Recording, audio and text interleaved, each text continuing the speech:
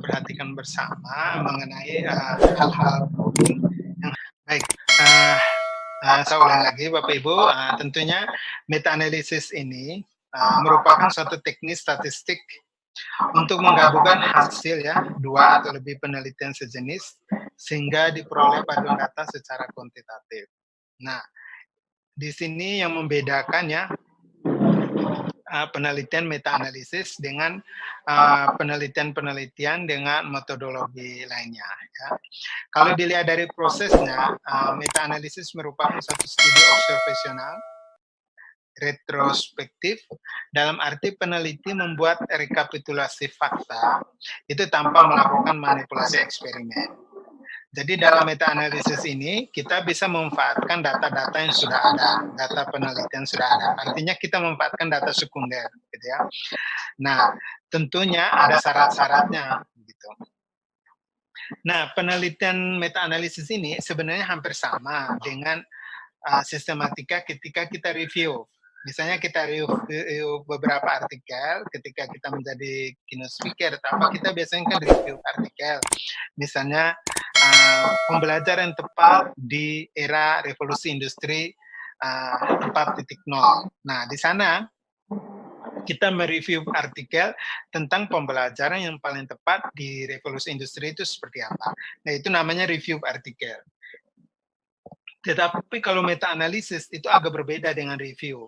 Karena meta-analisis dia metodologinya itu kuantitatif. Jadi meta-analisis ini bukan hanya review, bukan hanya memadukan teori-teori saja, tetapi ini adalah salah satu pendekatan penelitian kuantitatif. Jadi ada beberapa uji yang memang kita gunakan dalam metodologi meta-analisis. Nah, maka dengan demikian dikatakan bahwa meta-analisis adalah suatu analisis integratif sekunder, artinya data-data sekunder, dengan menerapkan prosedur statistik terhadap hasil-hasil pengujian hipotesis penelitian. Nah, itu mungkin gambaran apa itu metodologi penelitian meta-analisis. Yang berikut adalah tujuannya. Tujuan melakukan penelitian dengan metodologi analisis yang pertama untuk memperoleh estimasi efek size, ya, yaitu kekuatan hubungan ataupun besarnya perbedaan antar variabel. Jadi salah satu uji karena metodologi meta-analisisnya adalah kuantitatif. Salah satu uji kalau kita menggunakan perpaduan artikel-artikel atau referensi sumber rujukannya itu adalah penelitian eksperimen, maka uji kita bisa menggunakan estimasi efek size. Tapi nanti kita akan lihat tergantung sumber datanya, gitu ya. Tujuan kedua itu melakukan inferensi dari data dalam sampel ke populasi, baik dengan uji hipotesis nilai P maupun dengan estimasi interval kepercayaan. Jadi dalam penelitian meta-analisis keuntungannya itu bahwa populasinya itu kan banyak, karena kita kan memadukan atau menggabungkan dari beberapa referensi yang sudah ada, gitu ya. Nah, ini berarti keuntungannya itu data populasinya banyak. Jadi tujuannya untuk melakukan inferensi dari data dalam sampel ke dalam suatu populasi yang lebih banyak. Yang ketiga, untuk melakukan kontrol, itu tujuannya. Kontrol terhadap variabel yang potensinya bersifat sebagai perancu atau confounding, ya, agar tidak mengganggu kemaknaan statistik dari hubungan antar perbedaan. Itu 3 tujuan melakukan penelitian meta-analisis. Nah, sebelum melakukan penelitian tentunya ada syarat-syaratnya. Syaratnya yang pertama itu pengkajian terhadap hasil-hasil penelitian yang sejenis. Maksudnya gini, kalau kita melakukan atau memilih penelitian dengan metodologi meta-analisis, maka kita kan pasti menggunakan data-data primer, gitu ya. Artinya data sekunder, ya. Kita mengambil sumber-sumber data yang sudah ada, gitu ya. Nah, tentu data-data yang kita pilih ini adalah penelitian sejenis. Artinya nggak bisa kalau misalnya kita memilih ada yang eksperimennya yang bukan kuasi eksperimen. Nah, atau ada yang malah kita madukan dengan penelitian korelasi. Nah, lebih berbeda lagi. Jadi kalau bisa penelitian yang sejenis sehingga lebih mudah ketika kita melakukan suatu pemilihan statistik nanti. Kan tentunya kita memilih dengan statistik apa untuk kita analisis. Nah, meta analisis itu lebih tidak bersifat subjektif dibanding dengan metodologi lainnya ya, karena dia kan kita tidak melihat siapa subjeknya, tetapi kita mengambil data dari hasil-hasil artikel lainnya, misalnya tentang rata-ratanya, tentang efek size-nya dan lain-lain kita ambil, terus kita menentukan statistik baru. Saran berikut, meta-analis tidak fokus pada kesimpulan dianggap pada berbagai studi, melainkan fokus pada data. Nah, itu. Lalu juga melakukan operasi pada variabel, besarnya ukuran efek, dan ukuran sampel. Jadi maksudnya dalam meta-analisis ini yang paling penting itu adalah datanya. Jadi data, terus variabel-variabelnya itu apa, besarnya ukuran efek bagaimana, ukuran sampel itu seperti apa. Itu syaratnya yang harus kita perhatikan. Lalu berikut untuk mensintesis literatur riset, meta-analisis statistik menggunakan hasil akhir dari studi yang serupa, seperti ukuran efek atau besar efek tadi. Fokus pada ukuran efek dari penemuan empiris, ini merupakan keunggulan meta-analisis dibandingkan dengan metode literatur lain. Nah, ini data Bapak Ibu. Jadi tergantung kita nanti ketika memilih artikel, itu juga kita harus membedakan bahwa data-data di dalam itu berupa data numerika atau nominal atau ordinal. Nah, di situ dari data itu kita akan bisa menentukan statistik apa yang akan kita gunakan. Langkah-langkah ini kalau kita mau membuat proposal dengan metodologi meta-analisis, itu tentunya seperti biasa, pendahuluannya kan ada latar belakang, pertanyaan penelitian, hipotesis yang akan kita uji, terus tujuan dan manfaat penelitian masih sama seperti dengan metodologi yang lainnya gitu ya, untuk itu. Pendahuluan. Nah, perbedaannya di metodologinya. Yang pertama, kriteria pemilihan. Bapak Ibu, salah satu kunci penting dalam meta-analisis ini adalah kriteria pemilihan referensi yang akan kita gunakan sebagai sumber data. Karena kita misalnya mau melakukan penelitian eksperimen, tentunya kita akan membaca eksperimen tentang PBL, misalnya pengaruh PBL terhadap hasil belajar kognitif siswa, gitu ya. Maka kita akan mencari artikelnya tentang PBL, penelitian eksperimen tentang PBL. Nah, tentu ini kriteria pemilihannya itu yang memilih ini juga harus ahli. Jadi dalam metodologi penelitian kita menjelaskan kriteria pemilihan apa. Ya. Lalu metode menelusuri penelitiannya itu bagaimana cara kita mencarinya, siapa yang mencari. Jadi sebaiknya orang ahli yang memang benar-benar tahu gitu ya tentang metodologi penelitian, tahu tentang substansi artikel, sehingga dia akan memilih artikel-artikel mana sih yang akan dia jadi. Misalnya dia ambil 8 artikel dijadiin sampel penelitiannya. Maka dalam memilih 8 artikel ini harus orang ahli, karena dia harus melihat jumlah sampelnya, metodologinya apa, gitu ya, hasilnya bagaimana. Nah, itu dilihat sehingga waktu dia mengambil artikel yang diseleksi itu namanya kan dari populasi dia ngambil sampel. Dari ketika dia memilih sampel itu sampel yang dipilih itu benar-benar sudah bagus. Jadi kesulitan yang pertama itu pada saat memilih artikel, dan yang kedua menentukan statistik. Menentukan statistik maksudnya setelah kita memilih artikel, kita akan menguji apa nih? Apakah efek size atau apa? Nah, metode menelusuri penelitian juga kita harus jelaskan. Kriteria yang jelas untuk penilaian kualitas artikel juga perlu dilihat ya, misalnya aspek desainnya bagaimana dan lain-lain. Lalu klasifikasi, kodifikasi unit penelitian untuk digabung, itu harus diperhatikan. Jadi coding juga itu penting. Jadi ketika kita memilih artikel itu kita melihat siapa subjek. Coding itu artinya kita membuat satu kode, gitu ya, kode-kode untuk menentukan kelas artikelnya selevel atau tidak. Misalnya subjeknya siapa? Jangan sampai artikel yang satu subjeknya mahasiswa, artikel yang satu subjeknya anak SD. Nggak boleh gitu. Walaupun mode pembelajarannya sama PBL. Jadi kalau bisa itu yang hampir sama. Misalnya kalau SMA semua subjeknya. Terus metodologinya eksperimen gitu. Perbandingannya 2 kelas. Nah gitu, jadi setara. Sehingga enak ketika kita mau menentukan statistiknya nanti, gitu ya. Nah, setelah kodifikasi dan lain-lain, yang berikut abstraksi. Nah, abstraksi kuantitatif hasil masih abstraksi dalam hal ini tuh kita melihat bahwa dalam hitungan hitungan atau analisis si artikel sebelumnya ini benar nggak sih dia punya cara hitungnya? Kalau salah sebaiknya kita keluarkan saja gitu. Atau kita melakukan pembobotan gitu ya. Jadi akan melihat itu cara menghitungnya dan lain. Terus setelah kita sudah abstraksi, baru kita merencanakan penggunaan model statistik apa yang akan kita gunakan.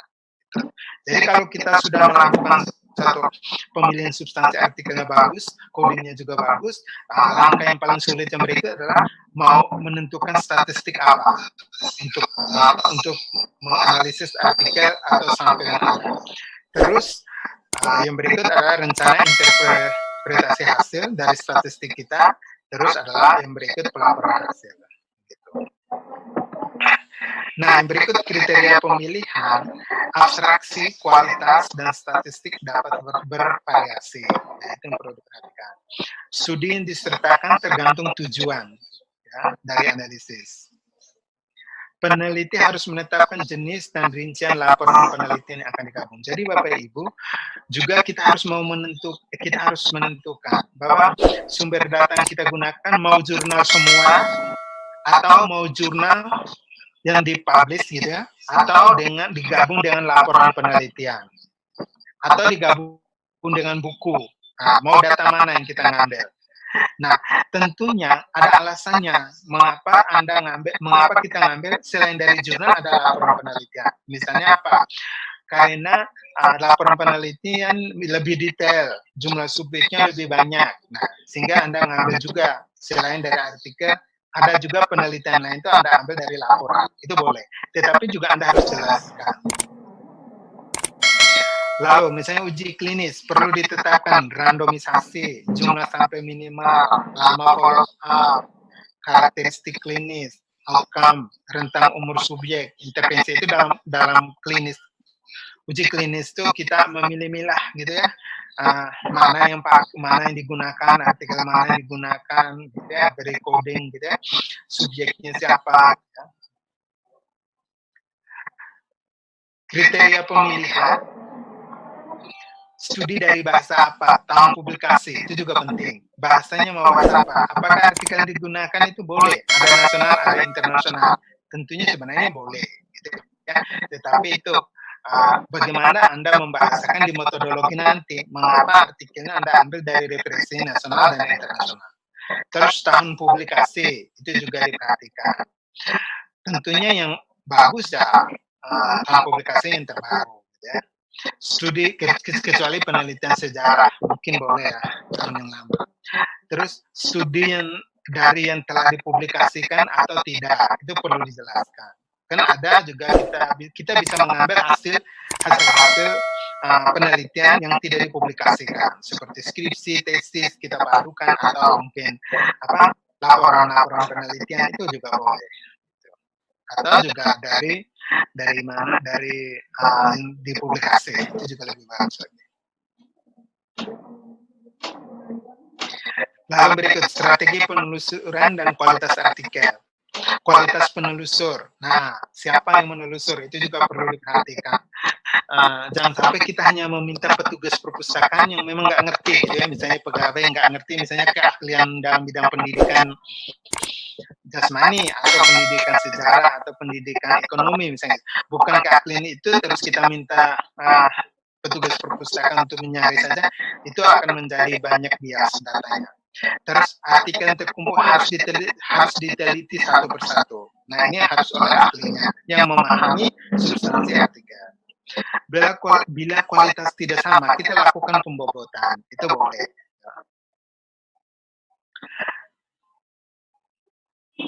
Penggabungan hasil studi. Nah, untuk menggabung hasil studi tadi, tentunya kita memerlukan teknis statistik tertentu. Subjek berbeda dengan kualitas yang berbeda tidak dapat diperlakukan sama tentunya ya. Bobot yang besar pada jumlah subjek yang banyak. Nah, penggabungan uji klinis skala numerik dibanding rata-rata dan dinyatakan dalam standar deviasi itu bisa ya. Nah, ini beberapa langkah yang saya ngambil dari jurnal internasional, ini menurut Anja Julia Duven, ini yang pertama dia mengatakan tahap meta-analisis definisi. Jadi kita melakukan satu definisi masalah, artinya masalah apa, hipotesis apa, mengapa kita misalnya pengaruh PBL dalam pembelajaran, pengaruh model problem based learning terhadap hasil belajar kognitif. Nah, itu masalahnya apa? Gitu. Hipotesisnya apa? Itu kita harus tentukan dulu. Yang kedua, search for literatur. Jadi kita mencari literatur apa yang berkaitan dengan PBL tadi. Terus extraction of data. Jadi kita coding yang saya jelaskan tadi. Coding data, jadi kita menentukan ini datanya, artikelnya, sumbernya dari mana, lokal atau nasional, lokal atau nasional atau internasional, siapa subjeknya, terus metodologi penelitiannya bagaimana, rata-ratanya bagaimana, gitu. Itu juga kita lakukan coding. Terus aplikasi statistik, baru setelah kita udah coding, kita baru mencari statistik apa sih yang saya gunakan dalam meta analisis metode ini. Saya menggunakan statistik apa. Terus yang kelima, presentasi of riset. Setelah kita menentukan statistik, baru kita mulai membahas hasil yang dari statistik yang kita olah tadi. Nah, ini yang berikut kalau menurut tadi kalau itu ada 5 ya. Tapi kalau menurut Gokte ini langkahnya yang pertama formulasi riset, hampir sama ya, membuat pertanyaan penelitian. Terus menulis protokol itu semacam apa?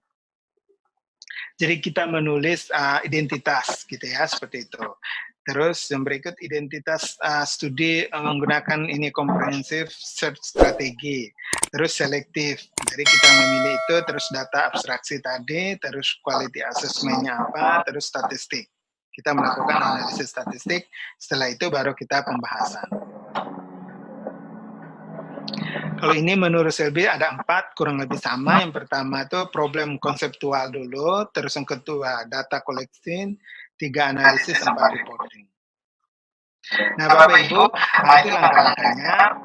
Nah, kalau misalnya kita ingin apa? Penelitian metodologi meta-analisis ini, kita ingin publish dalam jurnal internasional, itu formatnya kurang lebih sama dengan jurnal lainnya. Pertama title-nya, judul, kedua abstrak, yang berikut adalah introduction atau latar belakangnya, terus metode. Nah, di metodenya kita menjelaskan inclusive and excluding kriteria. Itu bagaimana, kriteria artikel yang kita pilih bagaimana. Moderator and mediator analisisnya bagaimana. Terus bagaimana strategi mencarinya bagaimana. Coding prosedurnya bagaimana. Terus metode statistik yang kita gunakan itu bagaimana. Terus setelah itu result. Result itu hasilnya apa, terus kita diskusi, di situ kita membahas misalnya major finding-nya ya, temuan besarnya apa, kita interpretasi ya, atau interpretasi of major finding tadi ya, terus alternative explanation-nya, terus examination of generability, terus future result. Itu kurang lebih hampir sama dengan artikel-artikel lainnya. Jadi itu kalau misalnya format, kalau kita ingin menulis hasil penelitian kita ke jurnal internasional. Tapi tergantung lagi dari format artikel yang kita tuju. Itu kan biasanya juga sudah menentukan formatnya. Tetapi di meta analisis itu juga langkahnya lengkap ya. Nah, metode, jadi kan dalam penelitian analisis juga ada metodologinya lagi gitu ya. Penelitian meta-analisis ini merupakan penelitian menggunakan data sekunder, baru data-data dari hasil penelitian sebelumnya. Dengan demikian, penelitian ini bisa dikategori ex post facto. Gitu ya. Bisa kita masukkan sebagai metodologi penelitian ex post facto yang berbentuk survei dan analisis kepustakaan terhadap penelitian-penelitian telah dilakukan bisa. Ex post facto yaitu penelitian dilakukan untuk melihat peristiwa yang telah terjadi yang kemudian meruntut ke belakang untuk mengetahui faktor-faktor dapat menimbulkan kejadian tersebut. Penelitian ex post facto bertujuan untuk melacak kembali jika dimungkinkan apa menjadi faktor penyebab. Itu bisa. Bisa kita masukkan ex post facto. Nah, ini contoh judul artikel.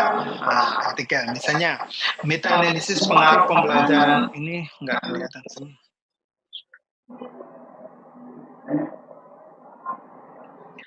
Pak Bobo, bisa minta tolong Pak Bobo. Pak Bobo, PowerPoint-nya kok nggak kelihatan, ada yang keputusin ya. Ini muknya saya nggak bisa kelihatan. Gimana saya? Sorry.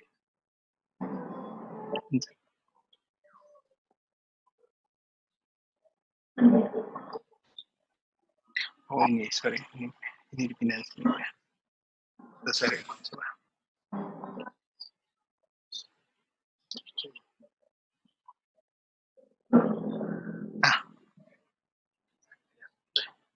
Sip, oke.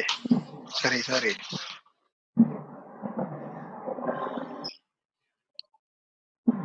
Baik, contoh judul artikel. Misalnya, meta-analisis pengaruh pembelajaran pendekatan taktik (TGFU) terhadap pengembangan aspek kognitif siswa dalam pendidikan jasmani. Maka dalam bab 3, metode penelitian kan pasti meta-analisis. Instrumennya kita bisa menggunakan Human instrumen dan teknik dokumentasi. Jadi instrumen yang kita gunakan dalam meta-analisis kecenderungan adalah teknik dokumentasi, karena kita mengumpulkan artikel-artikel, buku, ataupun laporan-laporan penelitian sudah ada. Populasinya berarti semua dokumen tertulis mengenai TGFU tadi. Terus dokumen berupa apa? Bisa buku, jurnal, laporannya. Sampelnya kita tentukan purposive sampling karena kita memilih artikel mana yang kita gunakan. Terus analisisnya bisa kuantitatif untuk kita menentukan efek size-nya. Misalnya kita menggunakan uji efek size tadi. Efek size itu untuk misalkan di efek size itu kan ada rentang-rentangnya lagi. Jadi kita ingin melihat bahwa seberapa pengaruh gitu ya model tersebut. Efeknya itu seberapa efek nanti letaknya bisa ada keterangannya, nanti akan saya jelaskan sebenarnya. Nanti untuk kualitatif biasanya kita mengambil dari data Human instrumen. Contoh judul lain, misalnya studi meta-analisis tentang hubungan antara stres kerja dengan prestasi kerja. Ini berarti kita akan mencari penelitian tentang korelasi gitu. Terus ada judul lainnya, singkat aja, judulnya adalah meta-analisis PBL. Maka metode penelitian kita gunakan meta-analisis, sampelnya artikel, terus codingnya. Jadi kalau dalam menentukan coding itu misalnya nama peneliti, tahun peneliti, judul penelitian, jenjang pendidikan, subjek, materi, jenis media, variabel terikatnya apa aja. Nah itu namanya coding. Jadi kita harus membuat kayak tabel gitu ya. Misal artikel A itu tahun berapa, artikel B tahun berapa, artikel C sampai 8 artikel. Misalnya kita gunakan 8 artikel. Jadi kita harus ada codingnya sehingga levelnya artikel itu harus sama. Terus baru langkah-langkah berikut tabulasi data. Misalnya identifikasi variabel penelitiannya, identifikasi rata, deviasi standarnya bagaimana antara kelompok eksperimen kontrol dari setiap artikel. Setelah itu baru kita hitung effect size. Efek size-nya rumusnya seperti ini. Misalnya efek size sama dengan post test, rata-rata post test kurang rata-rata pre-test bagi standar deviasi. Ini kan rumusnya. Terus ini rentangnya, misalnya efek size-nya berapa? Oh, ini paling rendah, yang paling tinggi itu lebih dari 1, itu strong, efeknya sangat kuat gitu ya.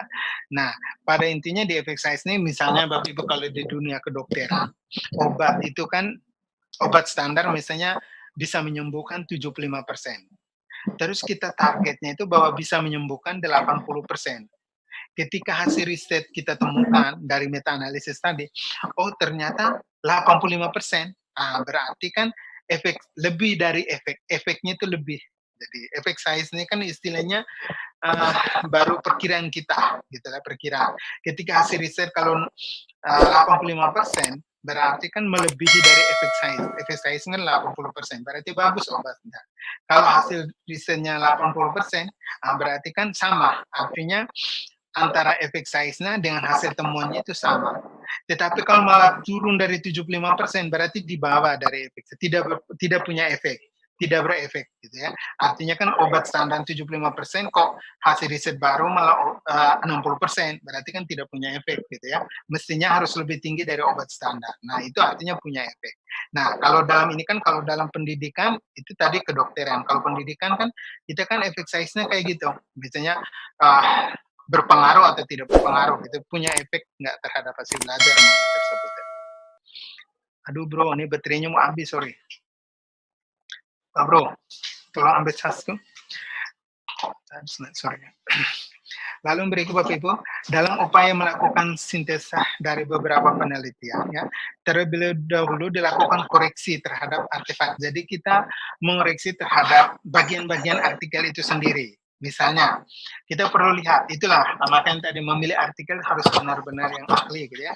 Misalnya kita harus melihat, apakah dalam artikel yang kita pilih itu ada kesalahan pengambilan sampel, apakah ada kesalahan pengukuran data, variabel independen, apakah ada kesalahan pengukuran variabel independen, gitu ya. Apa ada dikotomi variabel dependen dan lain-lain ya. Itu juga harus kita cek sampai dengan variasi dan disebabkan oleh faktor luar. Itu juga perlu kita cek. Nah, jika penelitian kita korelasi, maka langkah-langkahnya seperti ini. Kita pertama transformasi nilai F ke dalam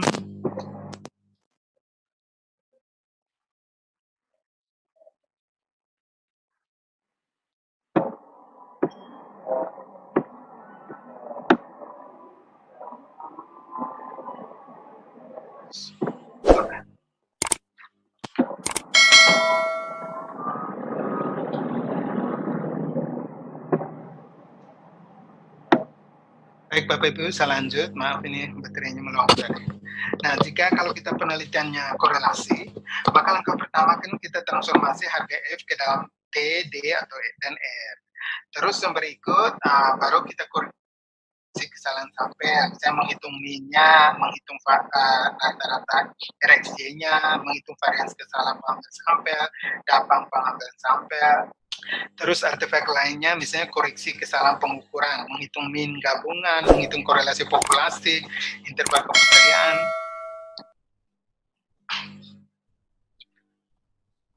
kepercayaan gitu ya. Nah, itu juga perlu kita lihat. Terus dampak variasi reliabilitas. Nah, untuk langkah-langkah statistik seperti ini nanti Bapak Ibu bisa melihat lagi. Apa Bapak Ibu mau mengambil dari hasil artikel tentang korelasi kita atau dari eksperimen, nah, itu juga akan dilihat lagi untuk metode statistiknya. Intinya sebelum kita meta analisis ya kita harus tahu bahwa tujuan ini apa. Tujuan saya ingin melihat misalnya seberapa efek sih model PBL ini terhadap kognitif siswa SMA. Nah, maka saya akan mencari 10 artikel tentang pengaruh PBL terhadap kognitif siswa SMA. Nah, seperti itu. Lalu saya ujikan efek size-nya. Oh, ternyata sangat berefek model PBL. Gitu. Dari artinya populasi justru banyak karena saya mengumpulnya ada 10 artikel. Gitu. Ketimbang tadi kalau hanya satu penelitian kan mungkin dia hanya banding 2 kelas. Tapi kalau ada 10 artikel berarti semakin banyak kan. Nah, yang berikut, kelebihan mengenai metodologi meta-analisis. Yang pertama, lebih sedikit subjektivitas dan judgment dibandingkan 3 metode lain. Lalu yang berikut, karena merupakan pendekatan kuantitatif, maka banyak mengambil sampel, sehingga hasil bisa lebih representatif. Hasil akhirnya dinamakan effect size. Gitu ya. Meta-analisis memungkinkan mengkombinasi berbagai macam hasil penelitian telah ada sebelumnya. Lalu kelebihan lainnya, metode ini fokus pada pengakumulasian impact dari hasil-hasil tidak signifikan, sehingga bisa menghasilkan suatu hasil yang signifikan. Gitu ya. Karena kalau tadi misalnya ngambil PBL kognitif tidak signifikan tapi berbeda gitu ya rata-ratanya, tapi karena digabung dengan beberapa artikel yang menjadi signifikan. Itu contoh ya. Metode ini juga dapat menjawab pertanyaan seputar kesenjangan hasil yang terjadi dari studi yang bermacam-macam. Jadi karena studi satu mengatakan begini, studi satu begini. Jadi ketika kita padukan semakin banyak artikel, kita ingin melihat efeknya seberapa besar gitu ya. Nah, itu kelebihannya. Pada penelitian bidang bisnis, meta analisis membuat organisasi behavior yang baik. Ya, karena kalau orang mau bisnis obat, bisnis makanan, bisnis apa kan dia kan penelitian tentang makanan kaya akan vitamin C misalnya gitu ya. Buah apa yang kaya akan vitamin C? Nah, kalau misalnya satu mengatakan jambu biji segini aja, satu jeruk begini aja ini. Nah, kalau udah madu kan dari beberapa artikel tentang jambu biji misalnya gitu. Oh, ternyata efeknya luar biasa misalnya gitu. Tidak hanya sedikit karena populasinya semakin banyak. Kelemahannya, karena banyaknya sampel yang diambil, maka kemungkinan akan terjadi memiliki sampel-sampel bias serta data-data yang tidak perlu. Betul ya. Lalu yang kedua, meta analisis sering kali membuat hasil dipublikasi hanya yang signifikan, ya biasanya hanya signifikan. Kalau tidak signifikan atau tidak punya efek, ya kita pasti tidak mempublikasikan. Metode bersifat mengagregatkan serta merata-ratakan sesuatu. Jadi sesuatu yang berbeda bisa jadi dipandang sama oleh metode ini. Metode ini tidak cocok diterapkan bilang sampel datanya kecil. Ya kalau data yang kecil tidak cocok. Bisa saja terjadi metodologika error. Baik Bapak Ibu, untuk meta analisisnya. Kalau misalnya hanya review saja, jadi kalau misalnya kita hanya review artikel, tidak melalui statistik, nah itu namanya review artikel. Itu berarti langkahnya formulasi permasalahannya, cari literaturnya apa aja, evaluasi data, analisis, dan interpretasikan. Teknik review biasanya cari kesamaannya, cari ketidaksamaannya, terus kita beri pandangannya apa, bandingkan artikel tersebut, kita buat ringkasan. Itu kalau kita mereview. Tapi kalau kita meta analisis, itu nggak bisanya kayak gitu, tetapi kita setelah mengcoding, setelah kita memilih artikel mana, kita harus bisa menentukan statistiknya apa. Itu meta analisis. Itu berbedanya dengan review ya. Nah, ini daftar rujukannya Bapak Ibu, ini saya gunakan, ada referensi nasional, ada internasional, mungkin Bapak Ibu bisa mencari di sana ya, untuk supaya lebih jelas gitu ya. Misalnya kalau penjelasan masih kurang, waktunya terbatas gitu ya, karena penjelasan mungkin terlalu cepat. Nah, Bapak Ibu bisa mengunjungi artikel-artikel ini ada yang artikel internasional dan nasional yang cukup bagus juga. Baik, terima kasih. Selamat siang. Nah, Bapak Ibu, demikianlah penyampaian materi dari narasumber kita. Adapun acara selanjutnya adalah sesi tanya jawab yang terdiri atas 2 sesi. Sesi pertama adalah sesi tanya jawab secara komunikatif, dan sesi yang kedua adalah sesi tanya jawab yang diambil berdasarkan kolom chat.